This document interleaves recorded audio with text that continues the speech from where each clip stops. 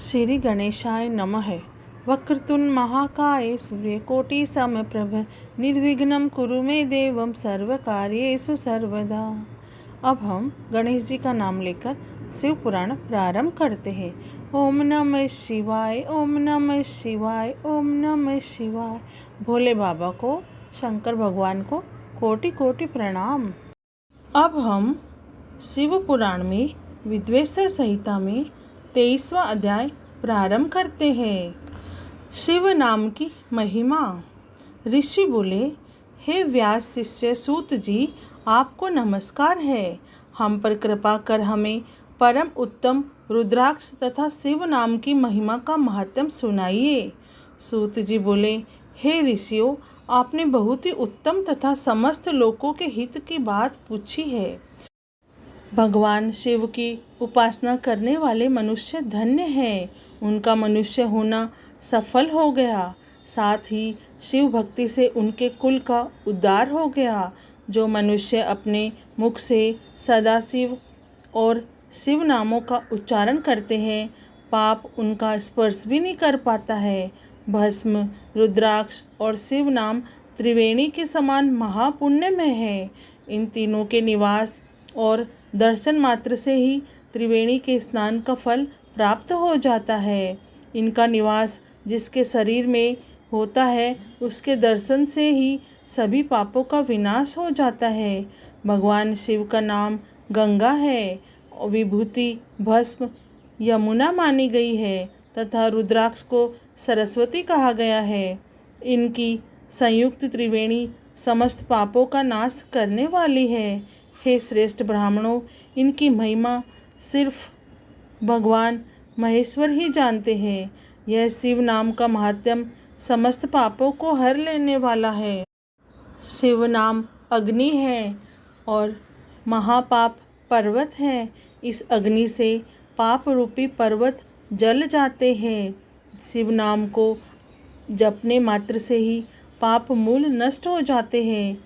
जो मनुष्य इस पृथ्वी लोक में भगवान शिव के जाप में लगा हुआ रहता है, वह विद्वान, पुण्यात्मा और वेदों का ज्ञाता है। उसके द्वारा किए गए धर्म कर्म फल देने वाले हैं। जो भी मनुष्य शिव नाम रूपी नौका पाकर भवसागर को तर जाते हैं, उनके भव रूपी पाप निसंदेह ही नष्ट हो जाते हैं। जो पाप रूपी दावानल से पीड़ित है, उन्हें शिव नाम रूपी अमृत का पान करना चाहिए। हे मुनीश्वरों, जिसने अनेक जन्मों तक तपस्या की है, उसे ही पापों का नाश करने वाली शिव भक्ति प्राप्त होती है। जिस मनुष्य के मन में कभी न खंडित होने वाली शिव भक्ति प्रकट हुई है, उसे ही मोक्ष मिलता है। जो अनेक पाप करके भी भगवान शिव के नाम जप में आदरपूर्वक लग गया है, वह समस्त पापों से मुक्त हो जाता है। इसमें जरा भी संशय नहीं है।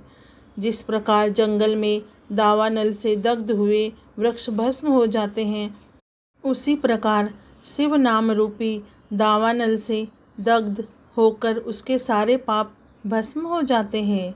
जिसके भस्म लगाने से अंग पवित्र हो गए हैं और जो आदर सहित शिव नाम जपता है, वह इस अथाह भवसागर से पार हो जाता है।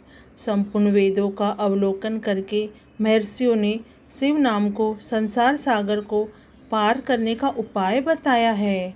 भगवान शंकर के एक नाम में भी पाप को समाप्त करने की इतनी शक्ति है कि उतने पातक कभी कोई मनुष्य कर ही नहीं सकता।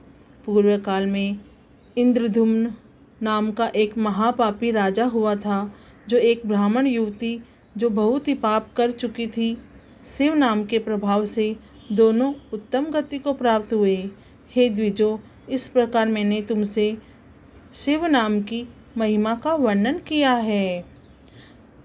अब हमारा 23वां अध्याय समाप्त हुआ। ओम नमः शिवाय, ओम नमः शिवाय, ओम नमः शिवाय।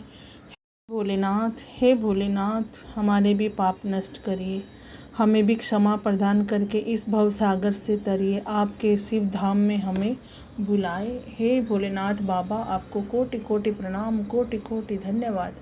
जय भोलेनाथ।